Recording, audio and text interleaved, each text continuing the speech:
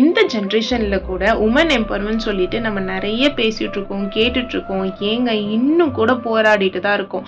ஆனா 2000 வருஷத்துக்கு முன்பதாகவே இதை ரொம்ப ஸ்ட்ராங்கா ஒருத்தர் சப்போர்ட் பண்ணி நின்று இருக்காருன்னா உங்களால நம்ப முடியுதா? அவர் தாங்க இயேசு கிறிஸ்து. அவர் வார்த்தையை மட்டும் நமக்கு கொடுத்துட்டு போலங்க, அவரோட லைஃபையே ஒரு எக்ஸாம்பிளா நமக்கு வாழ்ந்து காமிச்சிட்டு போயிருக்கிறாரு. அப்படி நிறைய காரியங்கள்ல பெண்களை எடுத்து பயன்படுத்திருக்கிறாரு, முன்னெடுத்திருக்கிறாரு, அவர்களை வழி நடத்திருக்கிறாரு. அப்படி ஒரு சில பெண்கள் அவர் நடத்தின விதத்தை நம்ம பார்க்கலாம். முதலாவது சமாரிய பெண். இவங்க ஜனங்கள்னால ஒதுக்கி வைக்கப்பட்ட ஒரு பெண். இவங்க கிட்ட போய் உட்காந்து இவர் பேசி அவங்களோட வாழ்க்கைக்கு ஒரு நம்பிக்கை கொடுத்திருக்கிறாரு. பெண்கள் பேசவோ படிக்கவோ கேள்வி கேட்கவோ உரிமை இல்லாத காலத்துல மரியாள் போன்ற பெண்களை தன்னிடத்துல சேர்த்து கொண்டு அவரோட டீச்சிங்ஸை அவங்களுக்கு சொல்லி கொடுத்திருக்கிறாரு.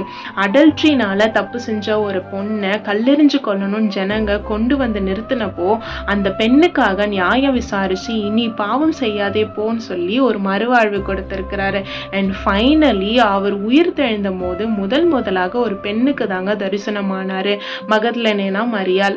அவங்க மூலமா தான் 12 டிசைபிள்ஸுக்கும் இவரோட உயிர் தெழுதல் சொல்லப்பட்டது. இப்படி அப்பத்துல இருந்து இப்போ வரைக்கும் நிறைய காரியங்கள்ல நமக்கு அவர் சப்போர்ட் பண்ணிட்டு தாங்க இருக்கிறாரு. நம்ம குடும்பத்திலையும் நம்மளோட சர்ச்லயும் நம்மளோட சொசைட்டிலையும் நம்ம வேலை செய்கிற எந்த இடத்துலையும் ஒரு முடிவெடுக்கவோ இல்லை சேஞ்சஸை கொண்டு வரவோ நம்ம வளரவோ நமக்கு துணையா நம்ம கூடயே இருக்கிறாரு. நமக்கு துணை செய்கிற தேவன் நம்ம கூட இருக்கிறப்போ எதற்குமே நமக்கு கவலை இல்லைங்க. நம்ம ஒரே ஒரு விஷயம் தான் பண்ணணும், அவரை விசுவாசிக்கணும். So just believe in him. Praise the Lord.